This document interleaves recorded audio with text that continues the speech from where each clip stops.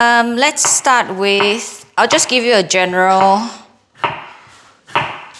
update on what's been going on. So I have been drinking a lot since my birthday, and I chose to do that. So my biggest motivation when it comes to being able to bring myself back on board is that I make choices. If I want to drink, I choose to drink it. If I want to eat something, I choose to eat it. So in the same way, when I choose to stop, it's a choice. I'm choosing to stop. Now, that hasn't come easy. It's not I was born to be able to do this all the time. I used to struggle to do this. But ever since I started sharing this publicly, it's gotten better. Sorry, I'm a bit distracted because we've got a new puppy and I'm on dog sitting duty. She's getting into things. So back to where we were. So it's about making choices and then deliberately executing that choice. So I've chosen to eat and drink and enjoy myself over Christmas and New Year's because I knew that I would start getting back on track when I was ready to. So I wasn't overly worried about, what if I overate and I couldn't get back on track, because I knew I would. So my husband is currently out of town, and that makes it easy for me to get back on track. I'm not blaming him. I'm just saying, it's so much easier when someone is there to make drinks for you. And drinking for me is a very social thing. I drink to relax. When I keep talking about drinking, because that is my biggest vice. That's my greatest source of calories. And because after you drink, you get the munchies, and yeah, that's a problem. So I have stopped drinking for the last 3 days of the week because he has gone to America for work. And I have also started my fasting regime. And I've told you this before, that according to my epigenetics, which I've done through PH 360, my health type, naturally we go into a fasting cycle. So meaning, to make it easier to understand, this means that someone like me or my health type, we don't like to eat breakfast. So we just naturally don't eat breakfast. And even though there is a lot of, a lot of people say, you got to start the day with a good breakfast. No, not always. Not everyone's made like that. I actually feel really sluggish if I eat breakfast. And I just don't enjoy it. I don't like it. So I start the day normally with just a coffee with a dash of milk. And that's me.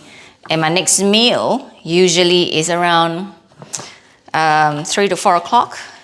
And because the first meal time is so close to dinner time, by the time I get to dinner, I'm not that hungry. And that's a good thing. Before I did epigenetics, I started doing this because that was what I naturally do, and I actually saw really good results. Then I started training. I got worried that I couldn't train properly if I didn't eat. So I substituted the morning meal with having a protein shake during training, and that worked.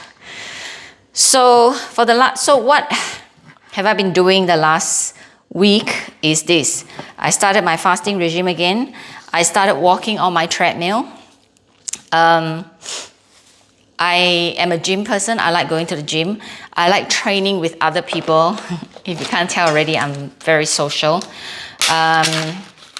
So I train with a personal trainer with my sons, which I truly enjoy. So, but this year I'm making a change. We just don't have that kind of, disposable income for me to train so often with my trainer. So, and besides, my husband did pay for me to do personal training course. So I am a personal trainer. So the change I'm going to make this year is I'm going to learn to be more independent as well in terms of training. I need to do this for us, for myself, and the timing will also be better.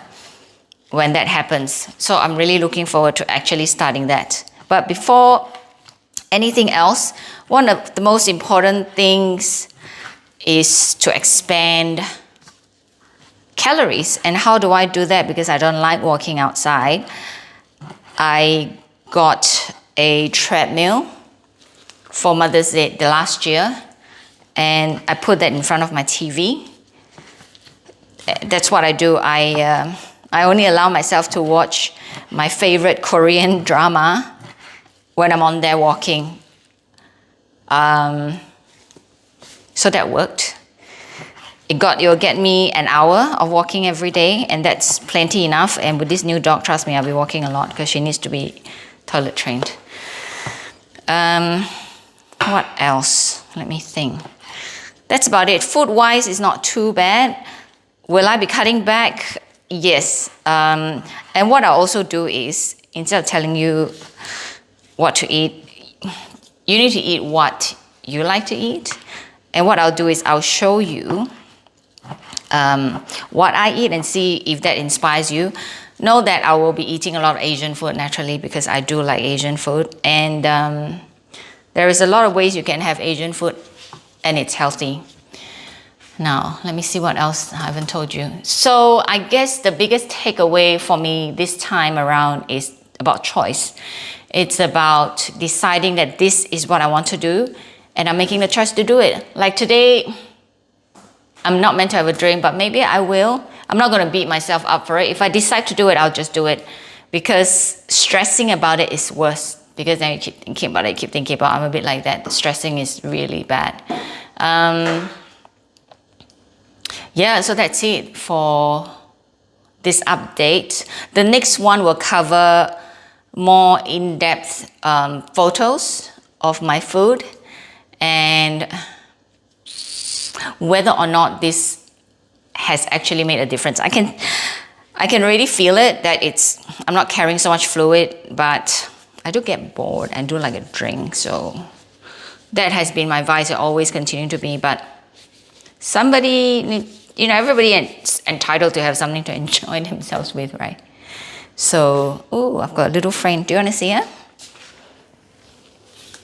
Oh, and she's wet. I don't know why. Here we go.